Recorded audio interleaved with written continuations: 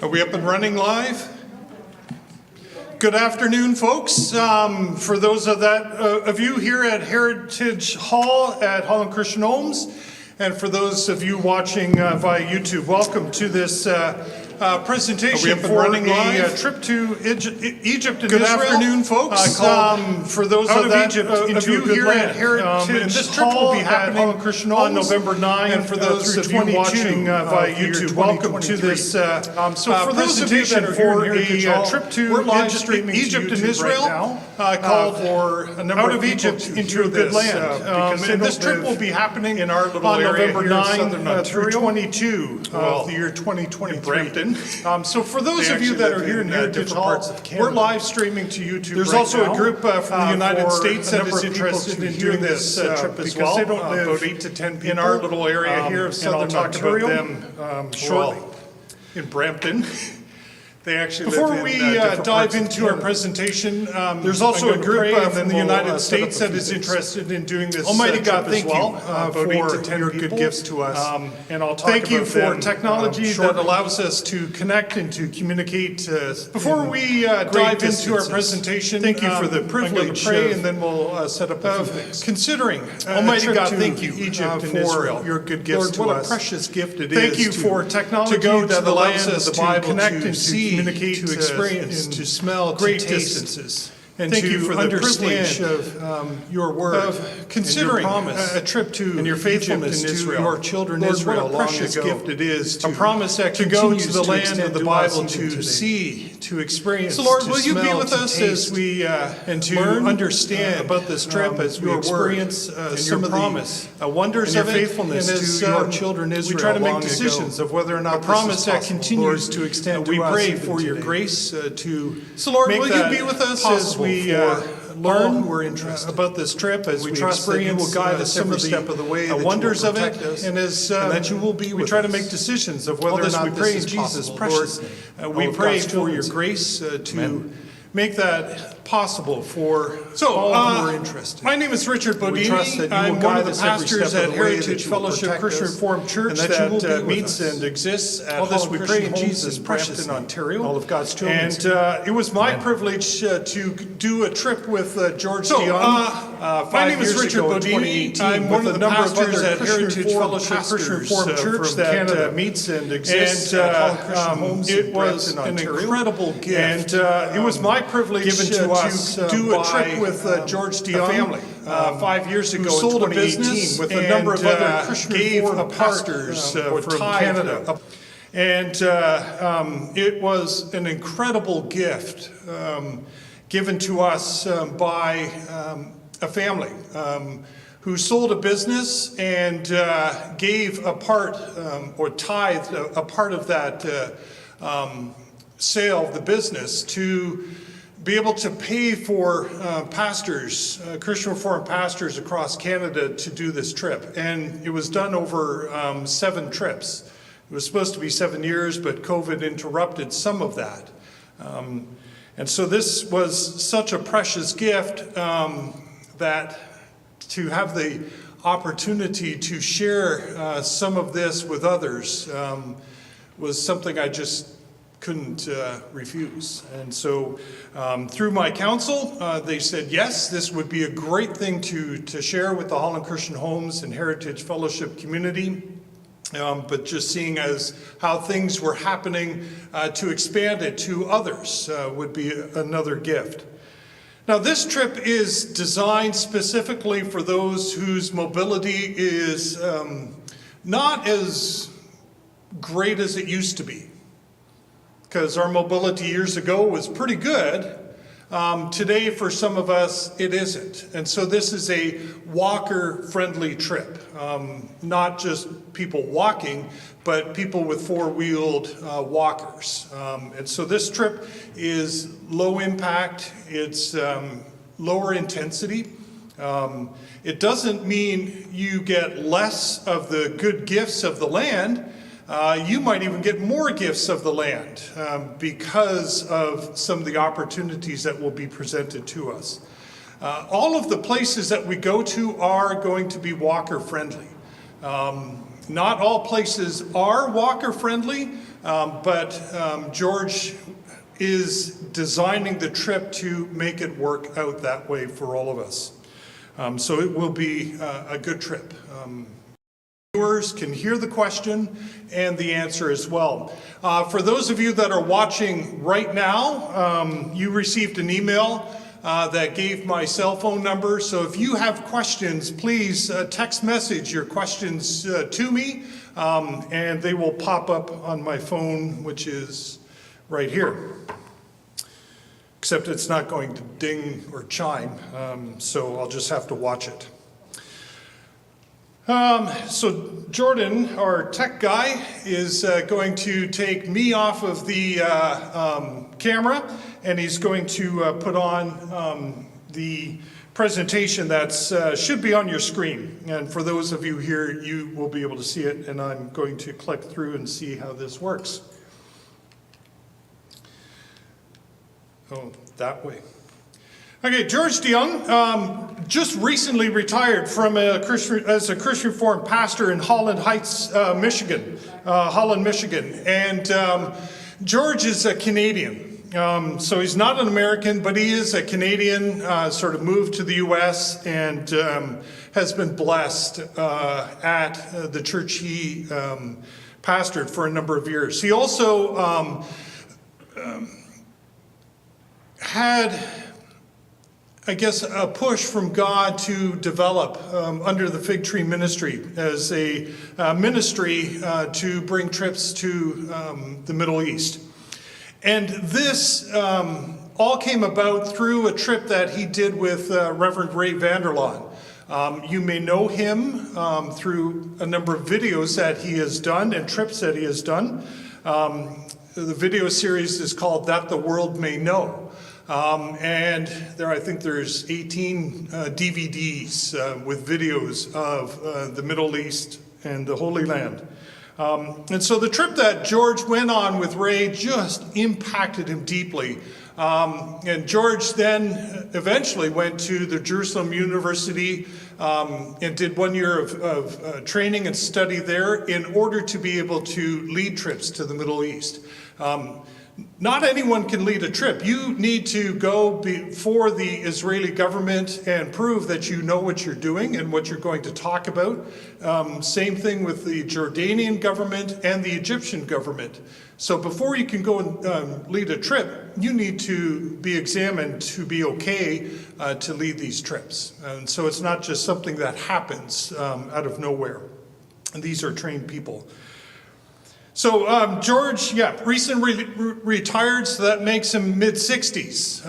For some of us, that's pretty young. And for some of us, boy, George is really old.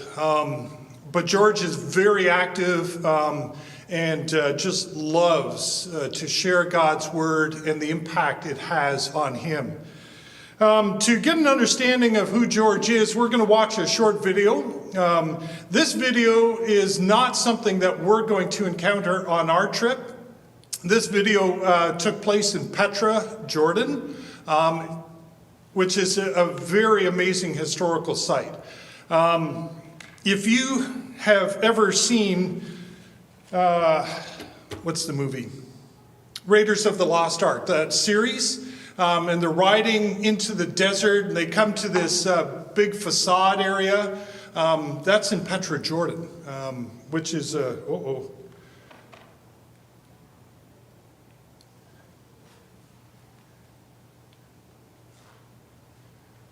Okay. So this video that Jordan, I don't know what happened. Yep.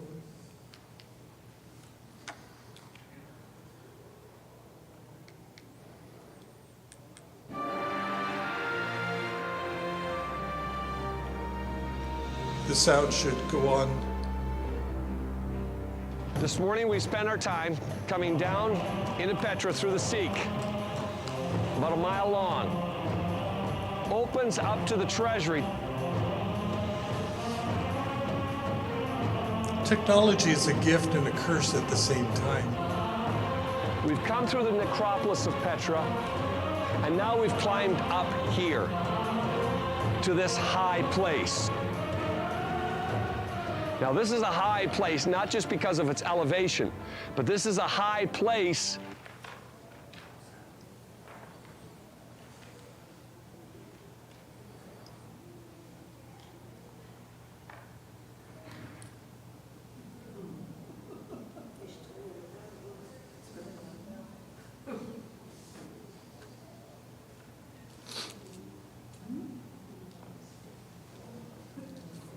because of what happens here.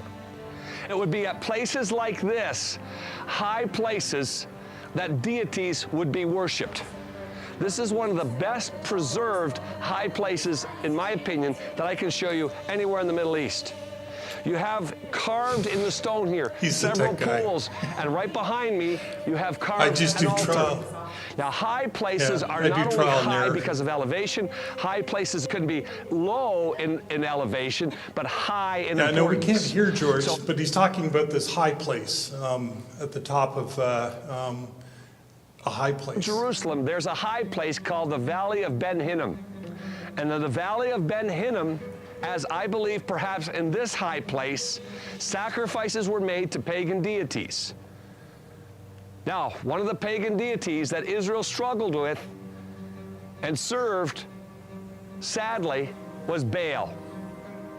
You want to hit the And what Baal required was your firstborn. Maybe, Jordan? Yeah, it didn't do anything. Could you imagine following the priests up here as they hold your firstborn son or daughter? Okay, looks like it's not going to work. I will be able to hopefully send you a link to both of these. They should be on YouTube. So we're just going to continue.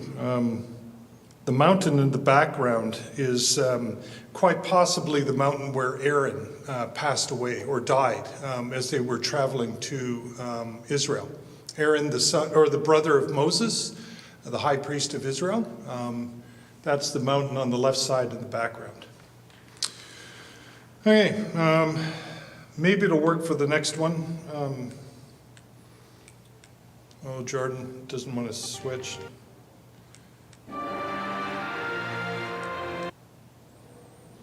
Okay, so the trip.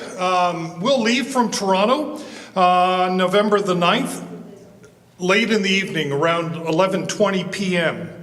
And we will fly overnight and arrive in Istanbul at 5 o'clock in the evening the next day. So that's a long trip. We'll be in Istanbul for 3 hours in the airport and then switch to another plane. And if there are people from the United States that are joining us, we will meet all of them in Istanbul. Then we'll fly to Cairo and arrive mid-evening, around 8:30 p.m., go through customs, get on the bus, make our way to the hotel, and have a very late supper at the hotel in Cairo. Now,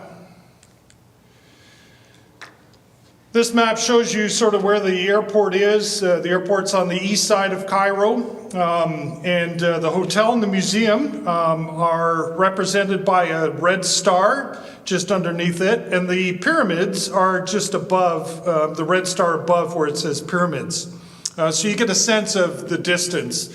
It's about an hour bus ride, 45 minutes from the airport to the hotel.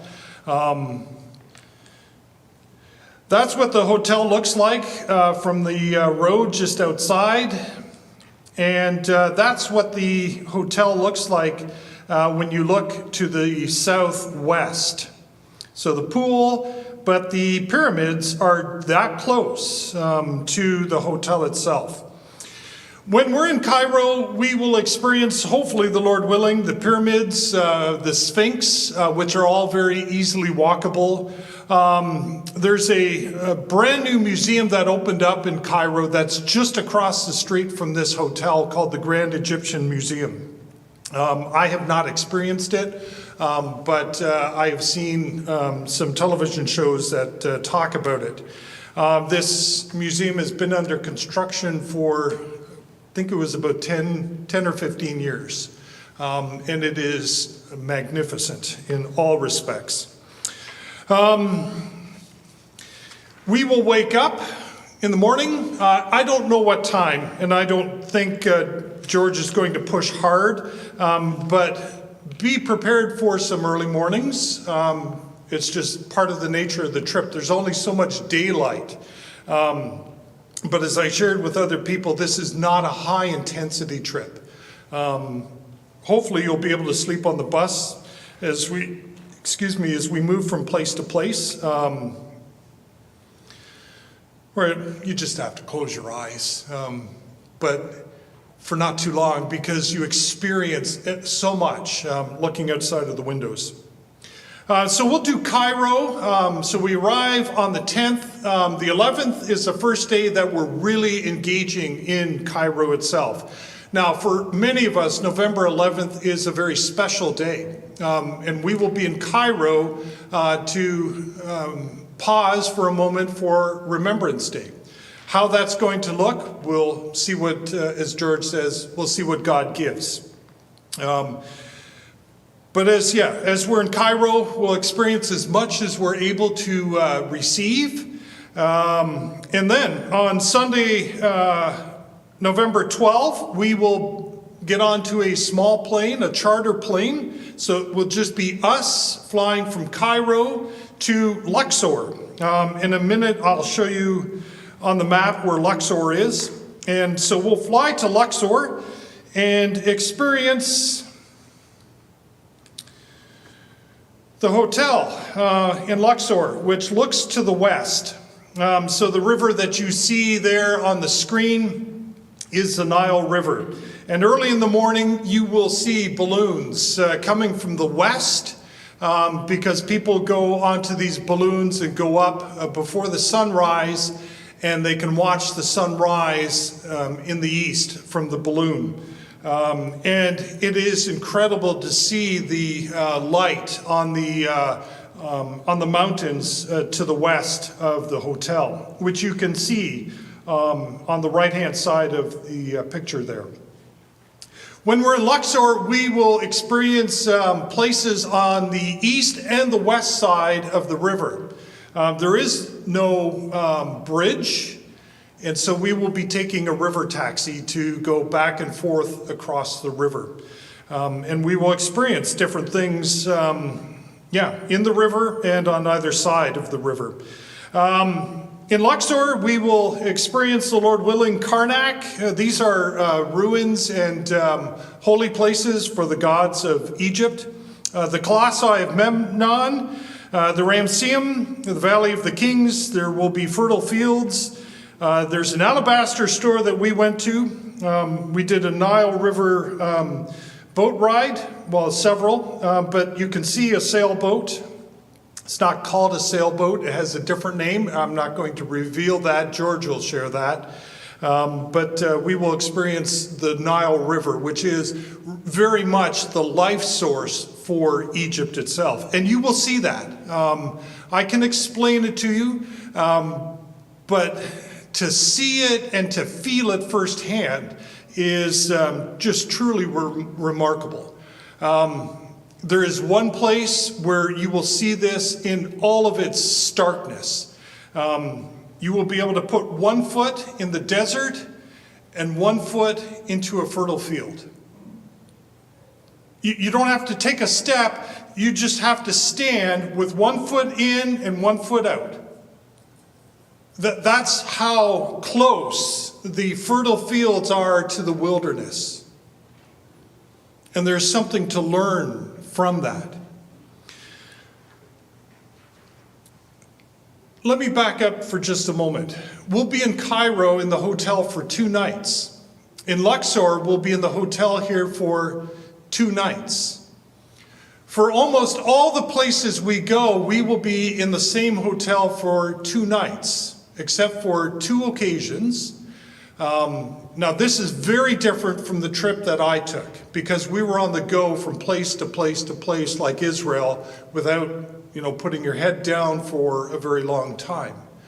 By doing a slower paced trip and spending 2 nights in a hotel, there isn't the rush to pack everything up in the morning, get to the hotel late in the evening, unpack, pack up the next morning, and off you go.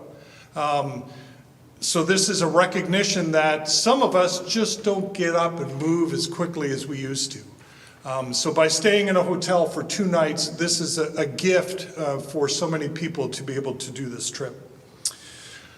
Okay, so where is Cairo? Cairo is number 1 on the map at the top. Luxor is number 2 down near the bottom. You can see, yeah, that's significant ways. This is a Google map. The area that you see green, that's the Nile River Valley. And if it's green on this map, that means that it is a fertile area. You can see the delta at the very top of the Nile River. That is all farmland.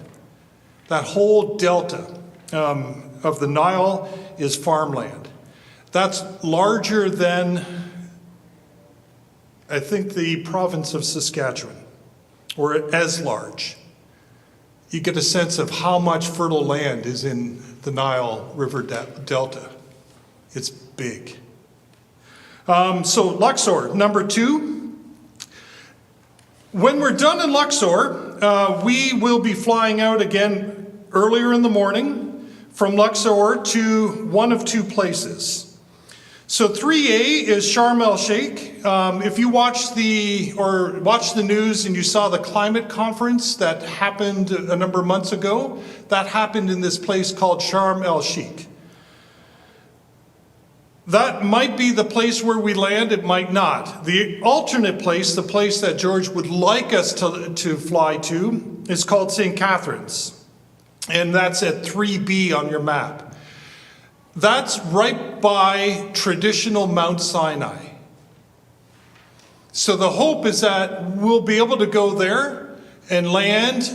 You'll be able to see traditional Mount Sinai. And there's 2 options that you'll be able to pick. They're really tall peaks. One of them I've been near the top, the other one I looked at. And we will be able to experience some hospitality in that area. We won't know whether we'll be going to St. Catharines or Sharm el-Sheikh probably until we get very close to the trip time. Either way, you're going to experience the Sinai Peninsula. You're going to experience the Sinai Mountains in all of their red wonder and glory. And they are red. So, where will we land? Well, the red line represents the St. Catharines route. The yellow line, up to where the red line joins it, is the Sharm el-Sheikh route. So we'll land at one of those airports, we'll get on a bus, and we will travel for about 2.5 to 3 hours by bus through the mountains and through the wilderness. If we do the St. Catharines route, that again is traditional route of where Israel was walking in the desert.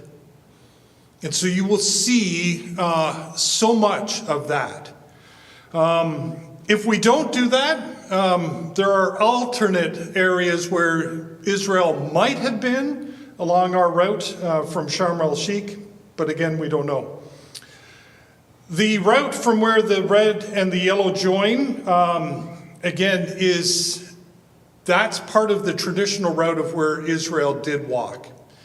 So you will see the desert in the desert glory. And then we'll get to a place called Taba. So we'll leave Luxor in the morning, arrive in the Sinai Peninsula, get on a bus, and make our way to Taba. Now, Taba. That is a look at the hotel that we'll be staying at, and the pool. And if things work out, we'll be able to enjoy the pool. And if things really work out, and you have snorkeling things like, the goggles and the air breathing thing, just a few meters off of the shore, you get to see this. And trust me, the colors that you see there don't even come close to what you experience firsthand. I stepped into the water here at the Gulf of Aqaba, and I could see a host of different colored fish that I've never seen in my life before.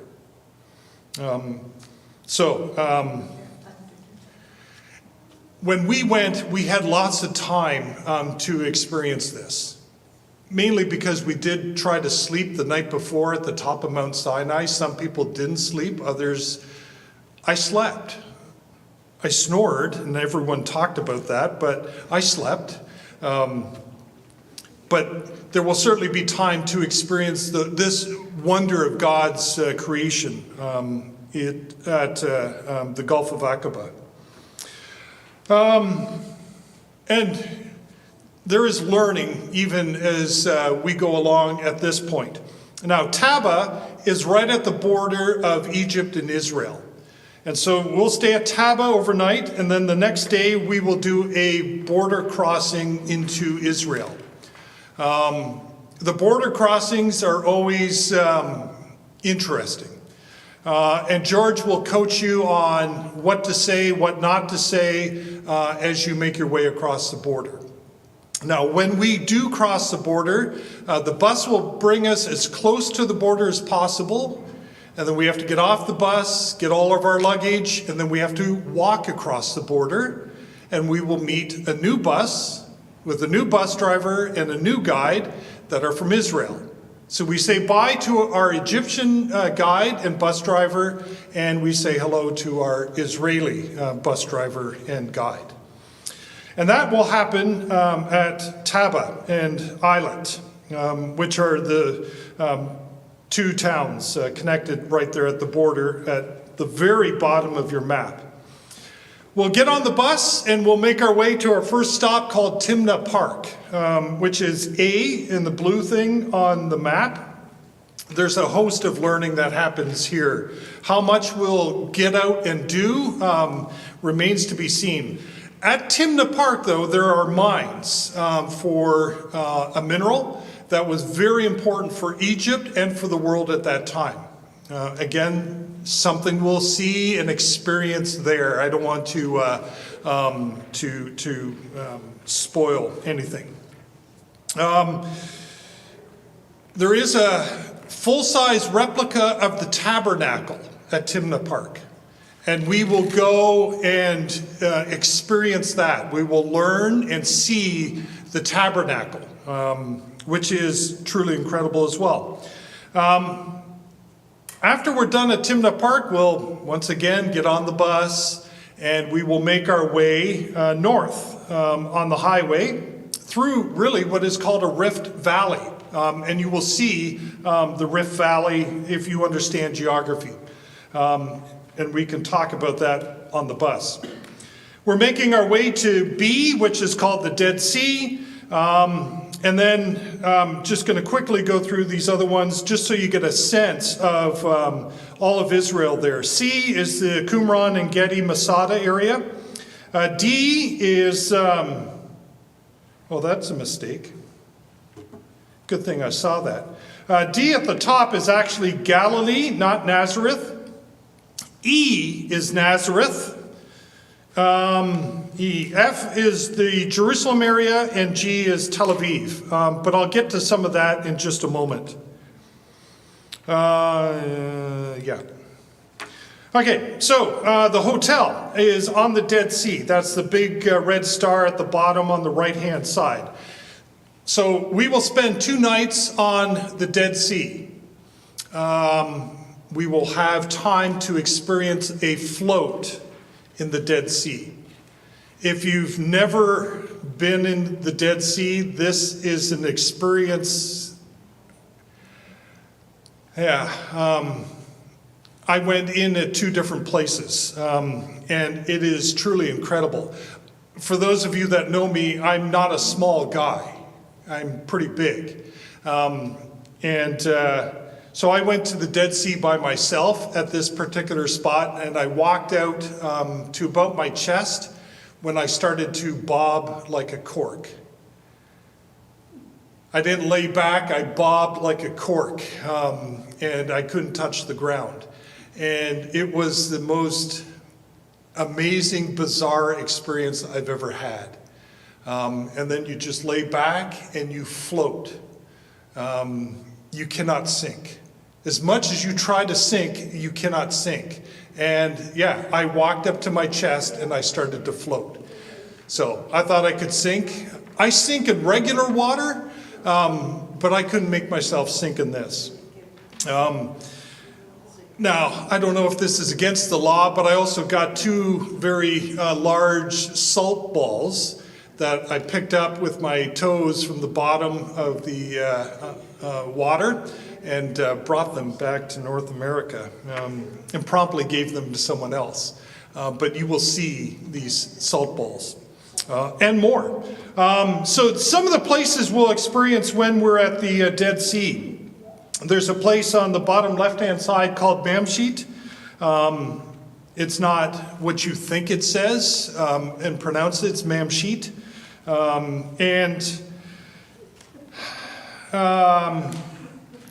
I'll let George do some teaching there. There's a place just above the hotel called Arad. If you know the story of Abraham, this becomes an important place. And so we will go to this very particular well that Abraham quite possibly dug. So you will see suddenly, okay, that is real. Maybe you've heard of the story of a person by the name of Lot. Do you remember the Bible story of Lot and his wife and two daughters? And what happened to Lot's wife? She turned into a pillar of salt. So there is a pillar of salt that is called Lot's wife. We will drive by that. Whether it is or not, it's a tourist little thing that you'll see on the side of the road. Just above the hotel is a place called Masada. In terms of biblical history, it doesn't really come up in the Bible. David describes a high place that's more than likely Masada, but we don't know. Historically, from post-Jesus time, Masada is extremely important. And the Lord willing, we will experience Masada and learn more there. You can learn more about it, but to experience Masada firsthand, truly amazing. There's a place called En-Gedi. That comes up in a number of places in the Bible, En-Gedi. It's an oasis in the middle of the desert. You have to also remember that the Dead Sea is the lowest place on earth. It's about 430 meters below sea level. And it's surrounded by saltiness. And you get to En-Gedi, and it's this lush oasis of fresh water, of palm trees, of grass, of beauty in the middle of the wilderness. Whether or not we stop at En-Gedi is hard to say. Just north of that is a place called Qumran. Who's ever heard of Qumran? So the Qumran Caves is where the Dead Sea Scrolls were discovered in the 1950s by a shepherd boy who threw a rock into a cave that was up on these hills. And he heard something crack and went up there and found a clay pot that had been cracked with scrolls in it. And they started to pull scrolls out and test them. And these were the scriptures, the Bible, the Hebrew Bible, that were stored there for a very long time, over 2,000 years. And they started to examine this and then to compare it to the Hebrew Bible that we have today. The oldest copy is from the early 1200s. And the similarity between the Dead Sea Scrolls of over 2,000 years old and the most recent, or the latest or the oldest edition of the Hebrew Bible lined up 99%. So God's word has been preserved over such a long period of time. And that's where this discovery took place. Qumran has a lot of other interesting things as well that we'll discover. And there's all kinds of teaching moments that George will bring out as he sees different things unfold.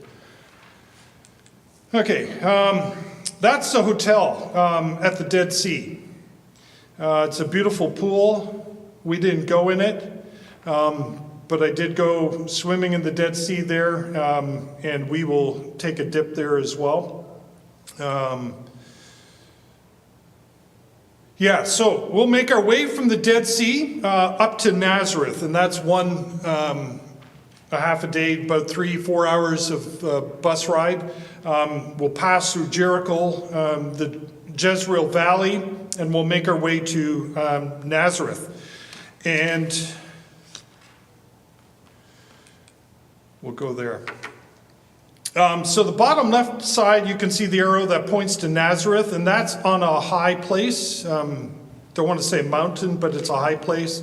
All the green is farm fields.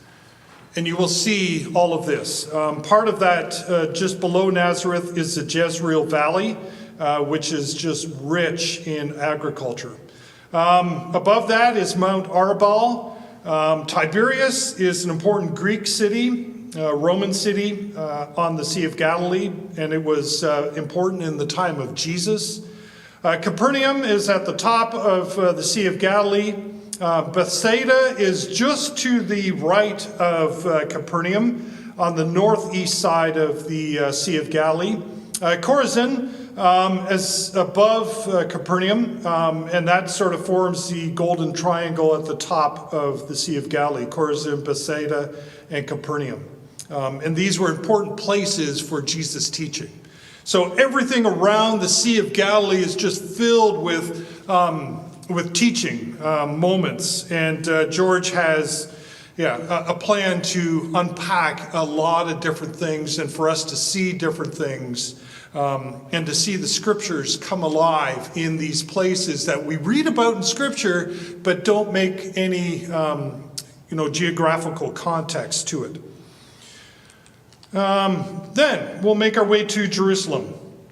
And you can see on the middle right-hand side is the temple complex, which is now a Muslim holy site, with the Dome of the Rock Mosque, as you can see. And we will journey in Jerusalem itself. You'll see the old city. We'll experience the Mount of Olives, which is at the top right of your picture there. And this will probably be one of the bigger walking days, because to walk from the top of the Mount of Olives down into the Kidron Valley, up into Jerusalem, into the old city, is an experience that Jesus did. And so we will, quote unquote, walk in the path of Jesus with the triumphal entry and into the city of Jerusalem, and then make our way on the Via Dolorosa, which brings different emotions for me. Some of them are not great, and I'll leave that. But we will spend time in Jerusalem.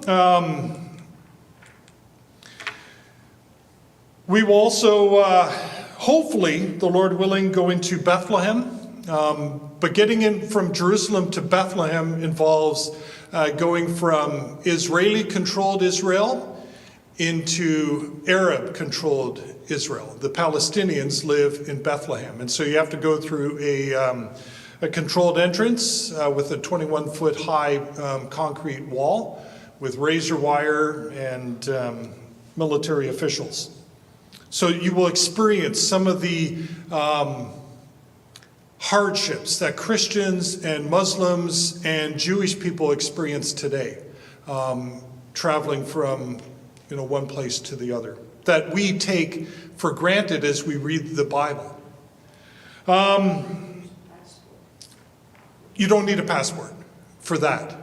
No, they just drive the bus through your tour. Okay, carry on. If we go into Bethlehem, there's a store, the Lord willing, we'll go to that. It's run by Palestinian Christians. And if you want to bring spending money or a credit card, that's the place to spend it. Because these Christians buy these incredible things and then sell them to others. They're like a consortium in some ways, or a co-op.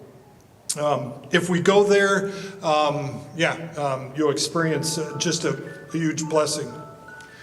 The yellow star on the left-hand side is a park area that the Lord willing will go there, and you will experience some great teaching. One of them is a tomb, another one is a cave, and tomb, cave.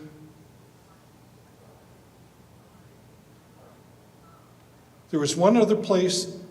Oh, that's right, the bird place. Carrier pigeons. You know how we send mail? In the olden days, they had carrier pigeons. And so there's a place where carrier pigeons were stored in this underground cave. And then they would send a letter off to Rome or to Cairo or wherever. And they had pigeons from all of these places in this cave. And so we'll see all of that.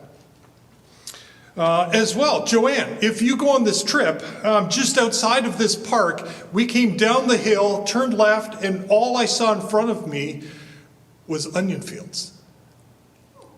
And I'm like, I'm in the marsh. So it was like a trip back to home when we were there.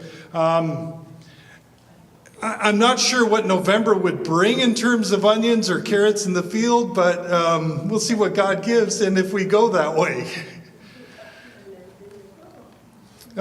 So yeah, that's Jerusalem. Yeah, this is another video and the sound isn't going to work, is it, Jordan? No? Oh. Okay, We are in... just wait. Let me set this one up. Okay, so you're about to watch a video. This, and George will explain about this one. This video takes place in Jordan, and more than likely this is the same field that we were in when we were on our trip. It's one of Jesus's teachings out of the Gospel according to John.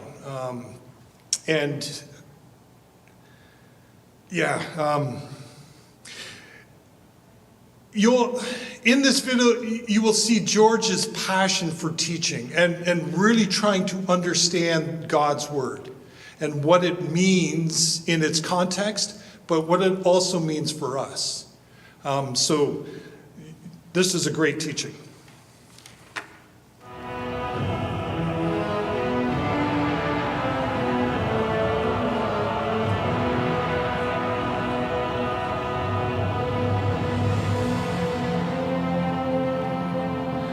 We are in a gan.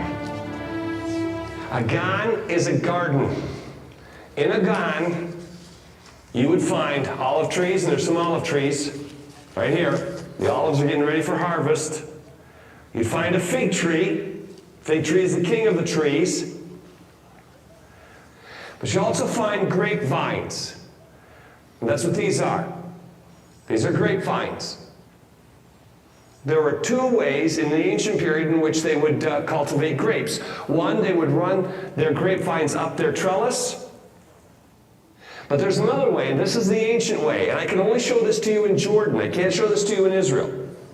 John chapter 15, Jesus says, I am the vine, you are the branches, and my Father is He's the gardener. So what's the Greek word there? The Greek word for gardener is georgos. Georgos, yes. It's where my name comes from, George. A georgos is a tiller of soil. So, Jesus is saying, my Father is the tiller of soil, I am the vine, and you are the branches. Now what's interesting is if you push that metaphor a little bit farther, then who's the root? Well, if God's the gardener, and Jesus the vine, and you and I are the branches, it seems to me the root is Israel.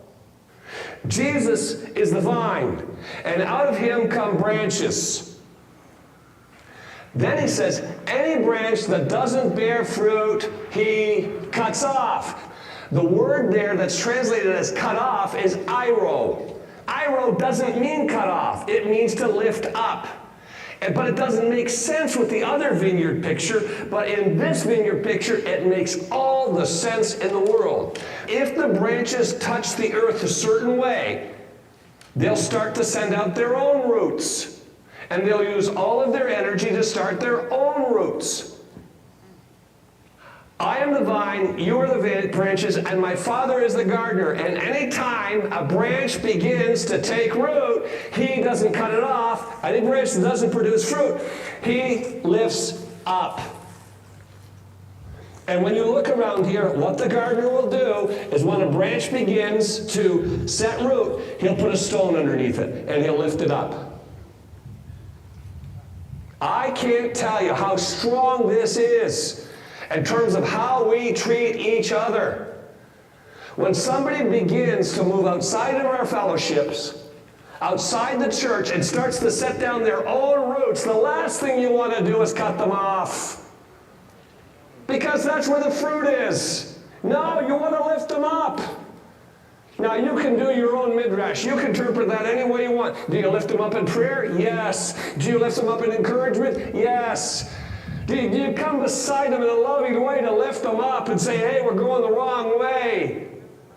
Paul says, I become all things to all people just to win a few. What he's saying is, I'm lifting them up. Now notice this. You'll never see grapes on a Georgos, on the tiller of soil. You never find grapes on the root. You don't even find grapes on the vine. The only place that you find grapes are on the branches. That's where the grapes are. And what he's looking for is fruit.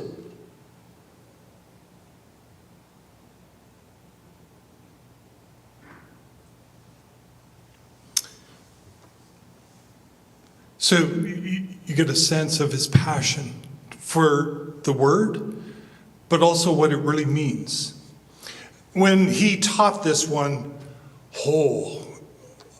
there was 40 pastors and their spouses who know God's word, and to suddenly hear this in this context,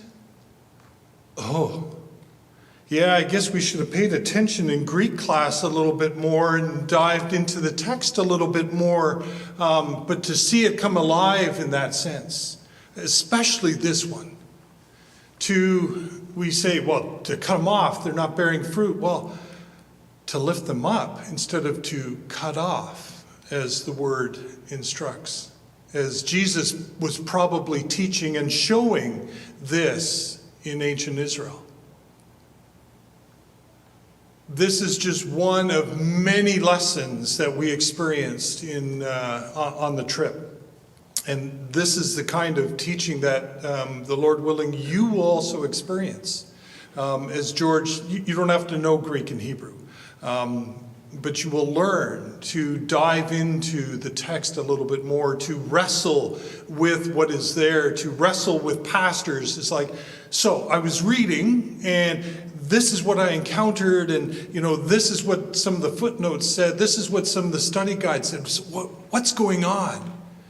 As a pastor, I love those conversations, because I can say, well, let's go to the text. Let's go to the word commentaries and the word studies, and let's dive into it. Let's see what God is giving to us. So that's George, and he can get a whole lot more excitable as well, and very passionate about it.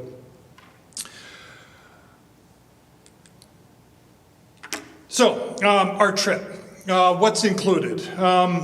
Economy airfare from Toronto, or for the Americans if they ultimately listen, from Chicago. All of the hotel accommodations are covered as set on the itinerary. In fact, blocks of tickets on the airline have already been set aside along with the hotels.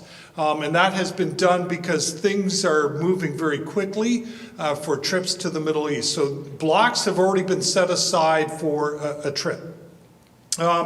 Breakfast and daily breakfast, which is usually a buffet, or you can have the chef make you eggs or something else at the grill, and a dinner buffet at every hotel. And the food is tremendous. Tremendous. You won't go hungry on this trip unless you don't like, if you're very particular about things, then you might say, well, yeah, there isn't anything for me. There's lunches that will be brought to every site. Wherever we need to have lunch, there will be lunch provided for us. You'll receive a Bible. The only problem with the Bible is that it's just a little Bible. We can't. I can barely read it. So to find a large print Bible for all of you, you might end up having to take your own Bible or having someone, share. You will get a little book, a journal book for you, and a pen to take notes. When I was looking at my journal today about something, I noticed that the first half of the trip only takes up about a quarter of the book, and the second half of the trip takes up 3/4 of the book. So I'm missing a whole lot of things that I didn't write down on the first half of the trip, and don't remember a lot of that. I might have to take a second journal in order to get everything sort of written down. As someone described to me, going on a trip with George is like drinking from a fire hydrant. Like there's just so much to experience. And sometimes it's like, I'm not going to write, I'm just going to experience the richness. And for others, it's like, I need to write. I want to write. I want to record. And so it's up to you. You're not persuaded to do one or the other, but to experience the Bible coming alive. You'll get a small backpack that has a hydration bag in it. And then there's a little tube and you can suck water out of it. It's really handy when you're walking and standing or just sitting at one of the sites. One of the most important things, and George stresses this, is to keep hydrated. If you stop drinking, you're going to become dehydrated and you're going to get sick. There are people that were on my trip that they experienced that. They did get sick because they weren't drinking enough. I think on a typical day I was drinking 5 to 6 liters of water. And I was still thirsty at night, which means I probably should have had 1 or 2 more liters. All of the water that you need will be provided. And if you're wondering, how do I fill this hydration pack? We'll show you. And in fact, I'll help you if you need it. It's not, it's kind of tricky, but it's once it's done, then it's done. You have a beautiful motor coach with big windows. The only thing missing on the motor coach are washrooms. There's no toilet on the bus, but we will stop at places and there's a washroom here for you to use. Go and use it. Don't say, I don't need to go pee. Because you're going to get back on the bus and 5 minutes later, I need the washroom. Well, it's back there. So every time you have an opportunity to eat, to drink, or to go pee, use it. Can't stress that enough. Entrance fees. Yep. Yeah, and there it says, talks about Egyptian visa. Do you have to apply for those? Or? Nope. Let me get to that in just a moment. Okay. All entrance fees to all the sites we go to are covered. The tips for the guide and the driver is covered. At many of our hotels, they will unpack the bus and they will bring our luggage into the hotel to the front desk. So when you go to the desk to get your key and check in, your luggage will be there. You just have to find it and then bring it up to your room. And then in the morning, the same thing, you bring it to a central area and they will porter it from there to the bus. You don't have to worry about tipping. That has all been taken care of. Entrance and arrival fees and taxes to the airports are all covered. A very good question by Core is, in your note, it talks about a $50 fee for the Egyptian visa. I talked to George about this. He's like, we've never had to pay. I don't know why that's there. So he was going to find out more about it. When we were there, we didn't have to pay. It was already taken care of. So if it needs to be covered, George will find out well in advance. But in all the trips he's done, he's never seen anyone have to pay that. And it always shows up in these itineraries. Yep, Corey? Do you need visas for any other countries? No other visas. No visas are required. You don't need any shots, and I'll get to that in a moment. Okay, so cost. This is always a big one for people. So the minimum number for the trip to take place is 35 people, and the maximum is 45, 47. That number is hard to nail down because we will be taking a charter plane from Cairo to Luxor, Luxor to Sinai Peninsula, and there's only so many seats on the plane. And so that is the maximum number that we can put on the trip. And I will get that nailed down shortly. George is actually on a trip right now in the Middle East. So cost per person for economy is $5,495 in US funds. That's American money. When I looked yesterday and did the exchange, it was $73.70 Canadian.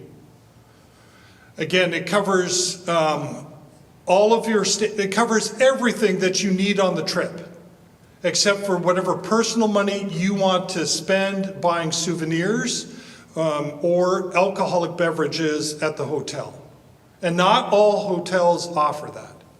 But all of your costs are covered. You don't have to bring any other money if you didn't want to, and it would all be covered. If you want to go business class on the flight, it's $82.50 American or around 11,000 Canadian. And you get lots of leg room, lots of elbow room, and I think your seats recline a little bit. It's not first class, it's business class. So it's just, it's a little bit more leg room space. Again, I'm not a small person. I slept in the economy seating, there and back. So as a big guy at 6'3" and north of 250 pounds, I fit in a seat and I can sleep. So everyone else here is smaller than I am, so you can probably squish into, but you might want the extra space, and it is certainly worth that extra cost. There is an early a discount for early registrations of $150. If you want to have a room as a single for the entire trip and not share a room, you won't share a bed. You'll each have a queen size bed. So you would have separate beds if you shared a room. But if you wanted to be in a room by yourself, there is an extra fee of $1,280, which roughly equals over $9,000.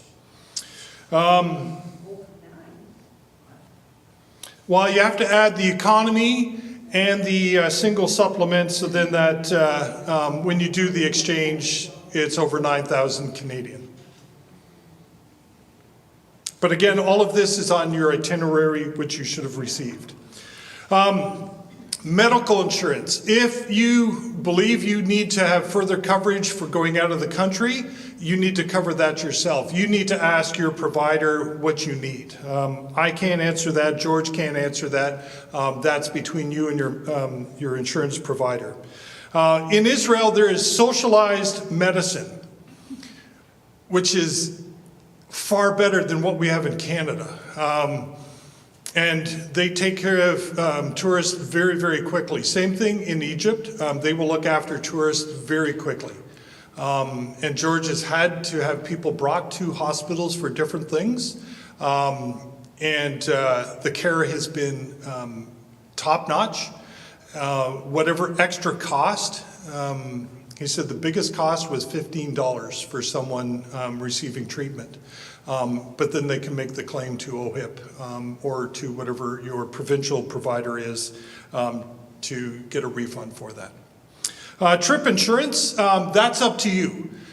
Trip insurance covers if your luggage gets misplaced somewhere or if the trip is canceled.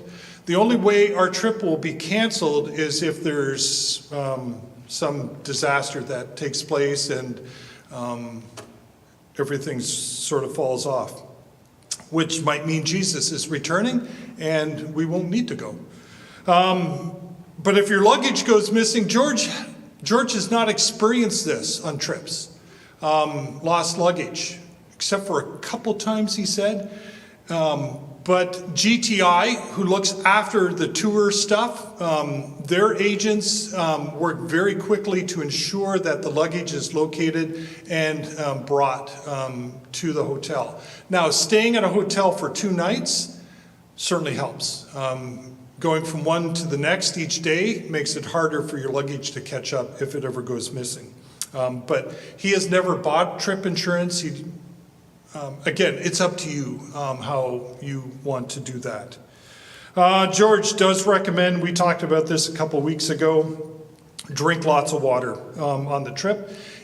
As you prepare for the trip, he really encourages people to eat a lot of probiotic yogurts to get your, as he says, to get your tummy ready for a different diet, but also just for a long trip. And quite often things get a little unsettled. And so he has always found that probiotic yogurts help a lot for that. The food is great for the whole trip. The only part for food and drink is the problem areas would be in Egypt because the water isn't filtered and sanitized the same way as what we have here or in Israel. And so eat foods that have been cooked, but stay away from fresh vegetables because they're washed in water that is not as well treated. So that's the only sort of warning. Don't drink water out of your bathroom sink, and don't rinse your toothbrush in that. Use bottled water to clean your toothbrush and to rinse your mouth. But taking a shower is not a problem. Just don't drink the water in the shower. Again, I only had a few problems, but there were other people that had a lot more problems because like Israel in the desert, you don't listen to Moses, you're going to end up with problems. And so always ask and you'll get a good answer. Hand sanitizer. Even before the pandemic, we brought hand sanitizer because you don't always have access to soap and water, and well, it's just a good thing to use when you are in different places. So, that's that. Grace. What's the average temperature at that time? The average temperature in November is, I forgot to look that up, but it is not super, super hot. In Egypt, it will be warm. You can easily go in a short sleeve shirt. You might start the day with a light jacket and move to a short sleeve shirt. My wife used capris for most of the trip and was comfortable. I'm hot-blooded, so I wear shorts almost everywhere I go, even when it gets a little cooler. But we went in a warmer part of the year, and it wasn't the hottest part of the year. I think the top temperature we'll probably have in Luxor and Cairo is maybe low 80s in November. Again, you can look this up on the internet. At night, could very well go down into the 50s, but again, that's part of the experience of the desert. It's very hot in the daytime, but very cool at night. In Israel, it'll be cooler. It's the beginning of the rainy season, so there might be rain, so you might want to bring a rain jacket, not a rain jacket, but a jacket that is water resistant. And again, temperatures will be in the 70s and probably in the 50s in the evening. But we don't go out doing evening activities. All of our stuff happens between breakfast and supper. So all of the tours happen during that time. Yep. What would be the longest hike from one spot to the other? The longest hike that we will do is hard to say. It will depend on the group and the ability. My guess, it would be between 500 meters and a kilometer, which is about from here to, for those that are watching, this won't make any sense to you, but from here to King Tower and back, two times? So there and back, there and back. No, I know that. But you do that 10 times in a day, and it adds up, right? Not that we're going to do it 10 times in a day. But no, we will not be putting on a great deal of distance. Probably the hardest thing will be from walking from the bus to where a teaching thing happens, and then we stand. And then we trudge to the next spot, usually at the same site, and stand. And it's like, oh, I need to sit down. So finding places to sit down sometimes might be a challenge. So if you have a walker, that's a great thing. But again, getting the walkers on and off, it just takes a little bit of time. But God gives us time, and we'll use it as it is. So the question at home for people is, what's the longest distance of walking? In the front.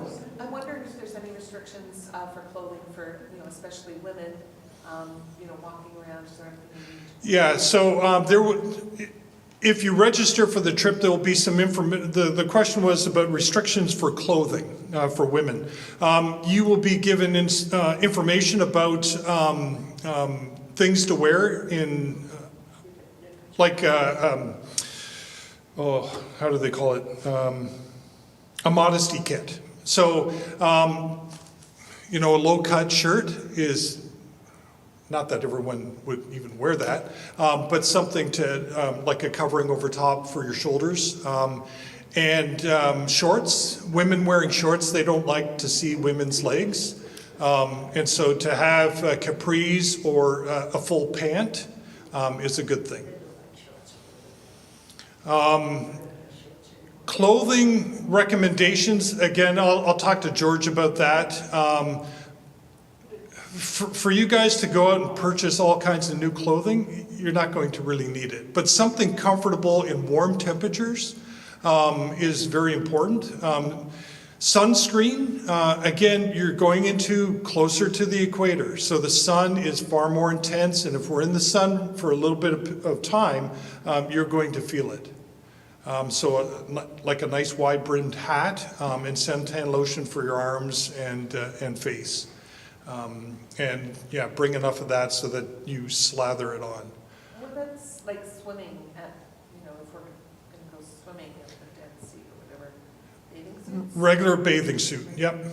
The only restriction we bumped into was at a place that we stayed in Israel. And we didn't know that the men and the women had to swim in different areas. And the men and the women went into the Sea of Galilee, and the lifeguards went berserk. And we're like, what? The women over there. So the women had to walk 500 meters away to the farther beach, and the men just got to go to the closer beach. Like, really?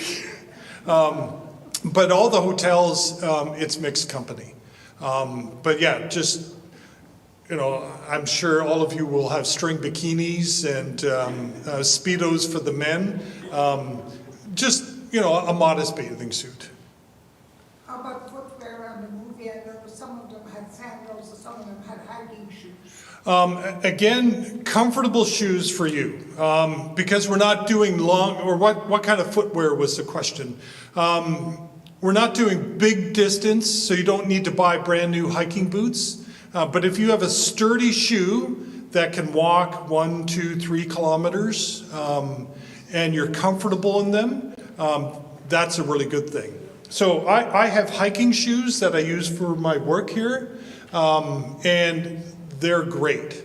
I spent $150 on them. They've lasted 2 and a bit years, and they're still together, though their time is almost up.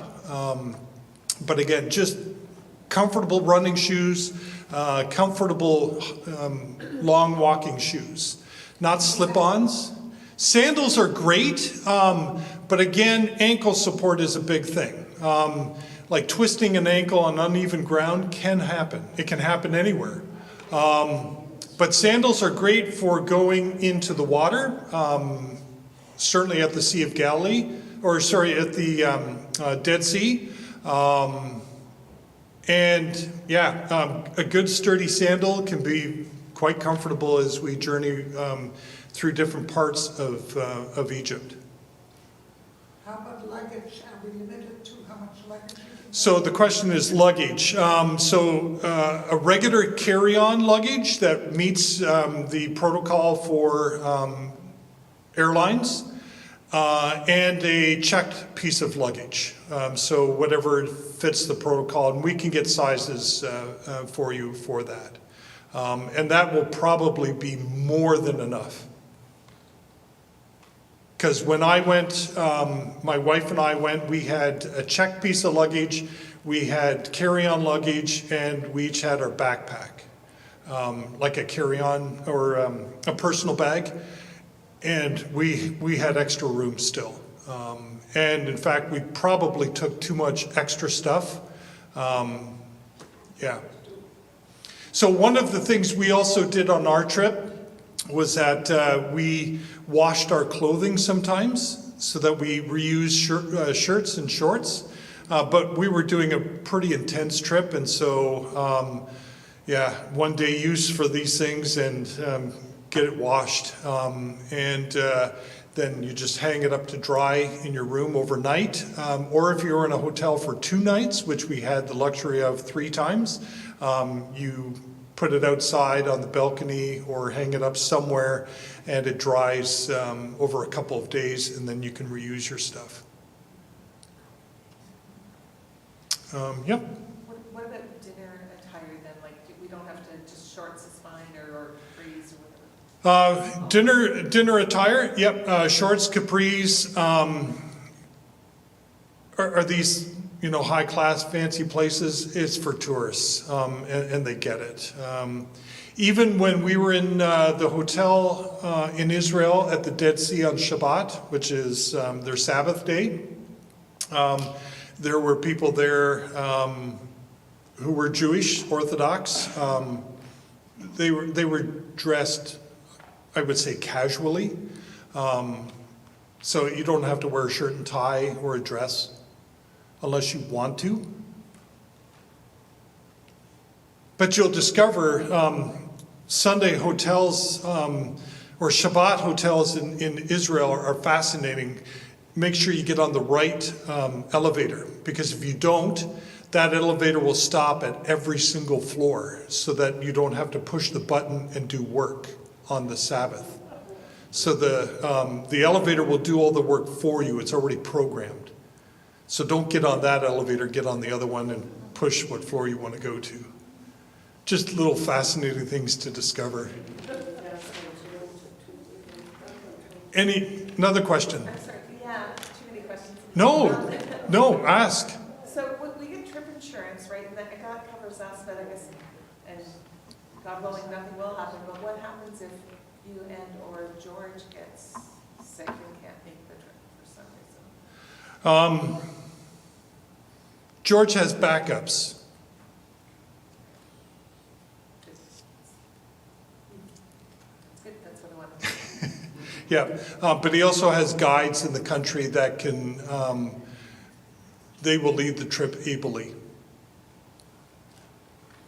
The guides that we had were, one was a university professor, the equivalent of a university professor in Egypt, but helped on these trips, and just knew so much about Egyptian hieroglyphics. Just a very, very knowledgeable, humble man. And the guide that we had in Israel, again, just very knowledgeable. A Jewish man. The bus driver was a Muslim, Palestinian, and the guide was a Jew. So you've heard the joke about the Muslim, the Jew, and the Christian going on a trip into Jerusalem. Well, it's real. And these three people work side by side to bless us. They live in harmony together, and we get to experience that. Any other questions? Oh, just hold on. Okay, so a question from someone else. What happens in the evenings, our own time or lectures? Evenings is your time. When we did the trip, we were having dinner 7, 8, 9 o'clock at night, had dinner, went to your room, showered, fell asleep. If you even got the shower, you just crashed. And then we were up 5:30, 6 o'clock the next morning and go. Our trip won't have that high intensity. If there's time to sit around the table to have conversations in the evening, we will certainly do that. George loves to teach, but he also knows that he has to go and prepare for the next day's lessons. I will make myself available to sit and pastor and to help and to share. Around the table in the evenings, or around the pool side, or, somewhere in the hotel. But there's no organized evening lectures or evening events. All of the hotels have pools. Not all of them are open late into the evening, but if they're open and you want to go and swim in the evening, go and swim. If there's time and space and you have energy, go and be blessed by that. Every room has a television. We never turned on the television for 2 weeks because we were just, you drink from a fire hose all day and you're just humming with the experiences.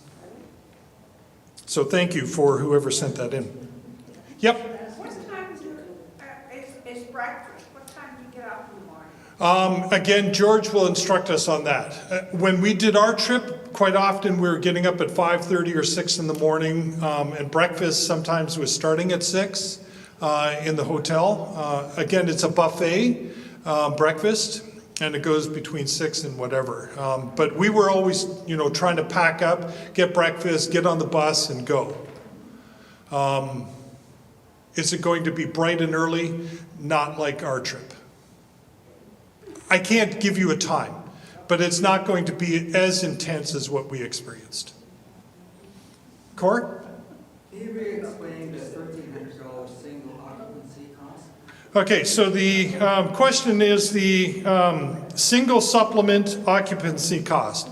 So if you want to have a room to yourself for the entire trip, you pay the whatever economy or the business class, so you pay one of those fees. And then the single supplement is added on to that. if you so desire that. Does that make sense? So if you just want to go on the trip and get paired up with someone for a room, and it works out that there is an even number of men and women that are going as singles, then you will be paired up with a gentleman for the entire trip and share a room with him for the grand total of $5,495. And so all of that is covered. But if you say, you know what, I want a single room, you add the $1,280 to the $5,495, and then you are guaranteed a single room for the entire trip. But if it so happens that there's an odd number of men on the trip, you might end up being a single in a room, but you don't have to pay the extra. But I can't guarantee that until we go on the trip. So, I hope that makes sense. A question from text message: do we need electric adapters?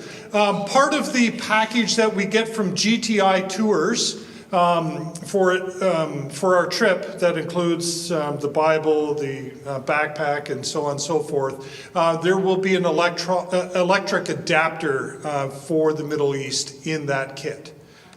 So you don't have to purchase another one. You just bring that little adapter that you will receive from GTI Tours, and then plug in whatever you need to plug in. What is the time difference between here and Israel or Egypt? Don't quote me. 8 hours, 8 hours? I think, but don't quote me. It's 6 hours to Holland, and I think it's 2 more hours, maybe 3 more hours to Cairo, and Cairo and Jerusalem are in the same time zone. 7 hours. 7 hours. Okay, so 7-hour difference. So it's 3:27 right now. That means it's 10:30 at night in Jerusalem. Grace? What currency do we take along? American dollars? So what currency, so what extra money would you take along? American dollars, yes. And you would be encouraged to bring a number of $1 bills. There are some street vendors that you might want to purchase something from, but not all the time. George will tell you, this is an area where, yeah, you might want to buy something, but you don't want to encounter street vendors, because as soon as they see someone who is vulnerable, they will hound you. So if you don't like it, come and stand by me, because they all moved away from me. Being large has its benefits and its curses, and this is one of the benefits. I just look mean and they move away.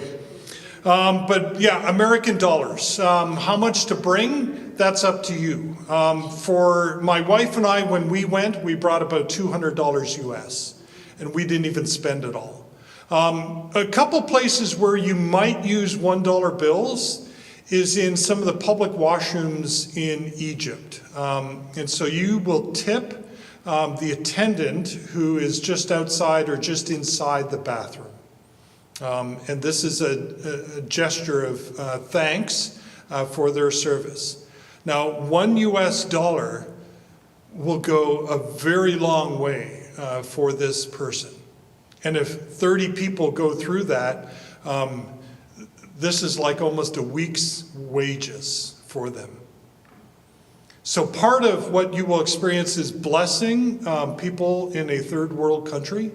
And part of it is showing the love of Jesus Christ in that gesture.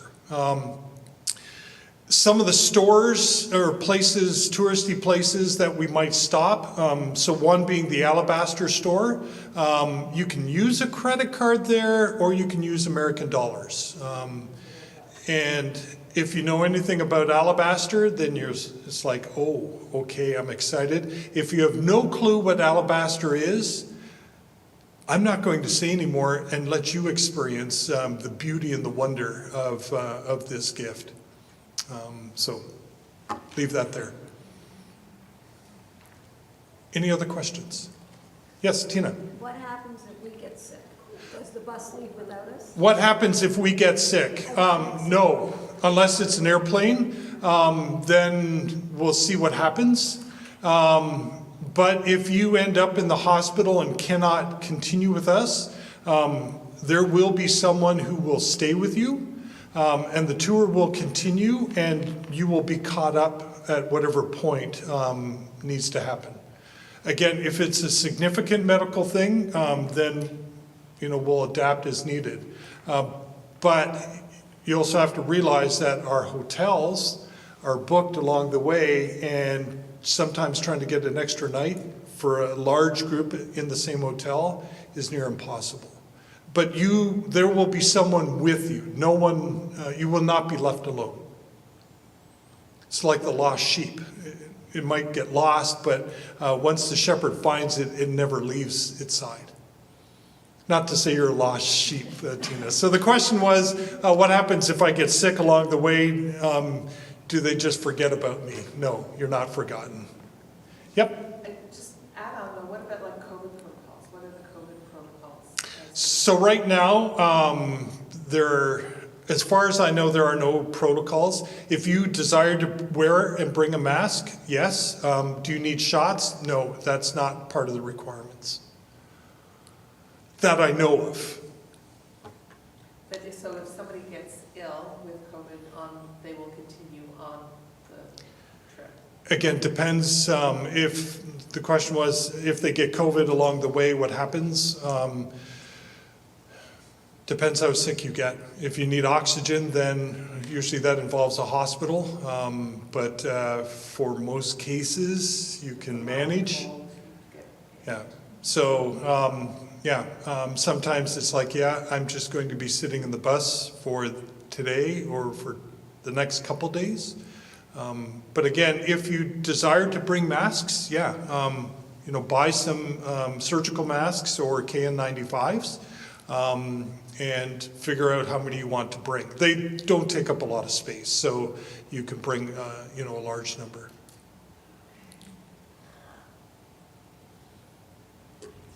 Good questions, great questions. You're cold? I'm sweating. Okay, so it's 3:30. For those of you that are watching this, you should have received an email with my address and phone number. If you have questions, reach out to me.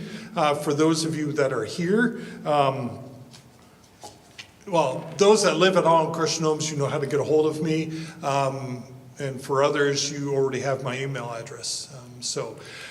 Now, I did promise to tell you a little bit about this group of Americans.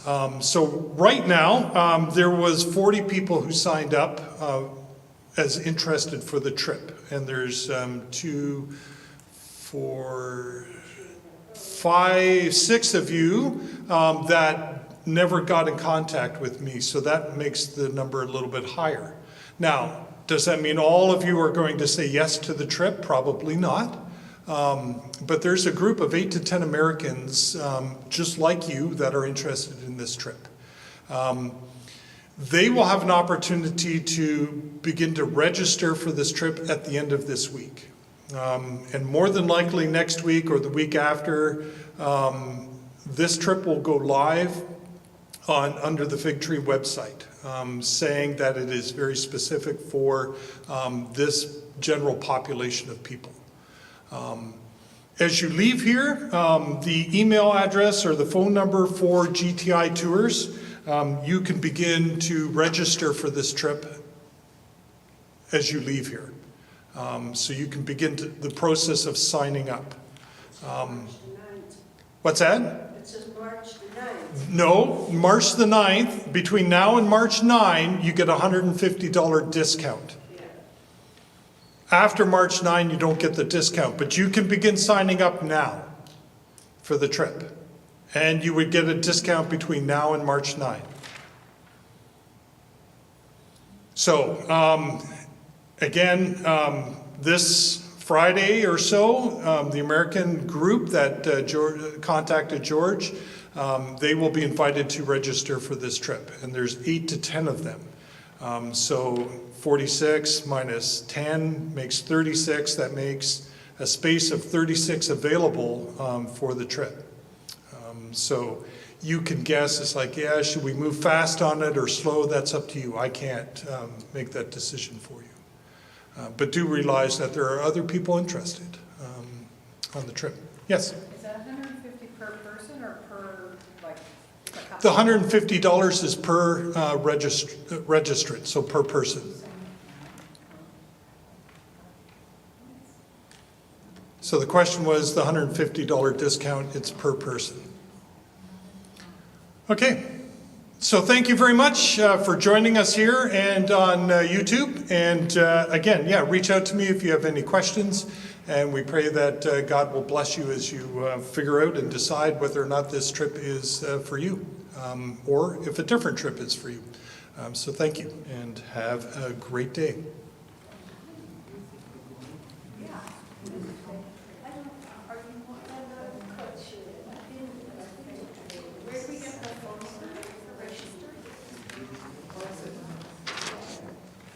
It should be in your package. Yeah, got it. I hope we're off, Jordan.